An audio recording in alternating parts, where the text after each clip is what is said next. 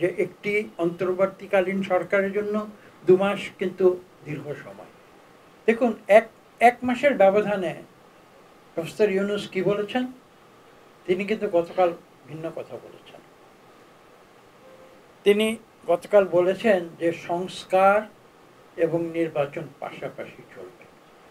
2 মাস আগে ডক্টর ইউনূস কি বলেছিলেন, বা তার যে প্রথম বক্তৃতা জাতির উদ্দেশ্যে দিয়েছিলেন সম্ভবত 11ই সেপ্টেম্বর,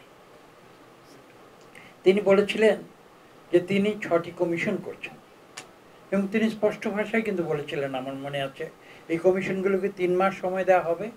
3 মাস পরে তারা যখন তাদের রেকমেন্ডেশনগুলো দেবে তখন তিনি রাজনৈতিক দলগুলোর সঙ্গে বসবেন, আলোচনা করবেন এবং সেই আলোচনার ভিত্তিতে একটি ঐক্যমত প্রতিষ্ঠার চেষ্টা করবেন। তারপরে তার ভিত্তিতে নির্বাচনের যে প্রয়োজনীয় পদক্ষেপ সেগুলো তিনি গ্রহণ করবেন। গতকাল এখানে মাসুদ কামাল সাহেব আছেন কিনা আমি জানি না, তিনি একটু আগে কি বললেন, একটি ইন্টারভিউর তিনি রেফারেন্স দিয়েছেন প্রথম আলো পত্রিকায়। দেখুন এক মাসের ব্যবধানে প্রফেসর ইউনূস কি বলেছেন? তিনি কিন্তু গতকাল ভিন্ন কথা বলেছেন। তিনি গতকাল বলেছেন যে সংস্কার এবং নির্বাচন পাশাপাশি চলবে। এটা কিন্তু গতকালের ইন্টারভিউতে আছে। তাহলে দেখুন, আজকের সরকার যে জনগণের মতামতের প্রতি সম্পূর্ণ উদ্ভিন্ন সেটা কিন্তু নয়। এবং এটি হচ্ছে যেটা আমি বলছিলাম যে ডেমোক্রেসির যে বিউটি। আজকে এই যে মুক্ত পরিবেশে আমরা ভিন্ন মত প্রকাশ করছি, সেই ভিন্ন মত কিন্তু সরকারের কানে পৌঁছেছে, এবং পৌঁছেছে বলেই কিন্তু তিনি গতকাল যে বক্তব্যটা দিয়েছেন 1 মাস আগে দেওয়ার বক্তব্যের সঙ্গে কিন্তু তার একটা বিরাট ফারাক রয়েছে।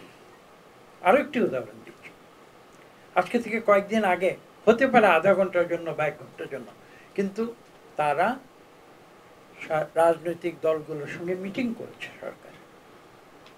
এই মিটিংগুলো করার কথা কিন্তু তারা আগে বলেনি, এবং তারা এই ধরনের কোনো পরিকল্পনা তারা আগে দেয়নি। কিন্তু যখন মিটিং করেছে স্পষ্টত তারা বুঝতে পেরেছে যে জনগণের ইচ্ছা ভিন্ন রূপ, এবং সেই জনগণের ভিন্ন ইচ্ছার প্রতিফলন হিসেবেই কিন্তু তারা রাজনৈতিক দলগুলোর সঙ্গে বসেছে, আলোচনা করেছে। কাজে আমি আজকে যে কথাটি বলতে এসেছি যে দেখুন, একটি সরকার ছাত্র জনতার যে বিপ্লব, সেই বিপ্লবের ফলশ্রুতিতে এসেছে, তাদের দায়িত্ব কিন্তু অত্যন্ত কঠিন।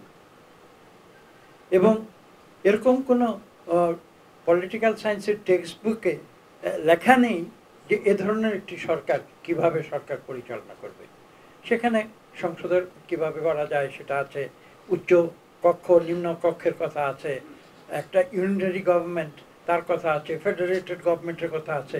কিন্তু এ ধরনের বিপ্লবের পরে যে একটি সরকার আসবে, সেই সরকার কিভাবে পরিচালিত হবে, সেই প্রেসক্রিপশন কিন্তু পলিটিক্যাল সায়েন্সের টেক্সট বুকে দেওয়া নাই।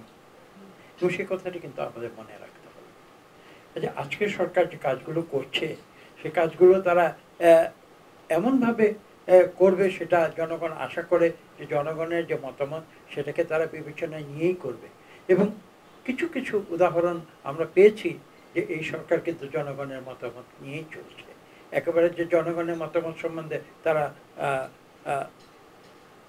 উদ্ভিন্ন সেরকম কিন্তু দেখা যাচ্ছে না। এরপরে সামনে আরও কি হবে সেটা আমরা অপেক্ষা করব, আমরা দেখব, লক্ষ্য করব।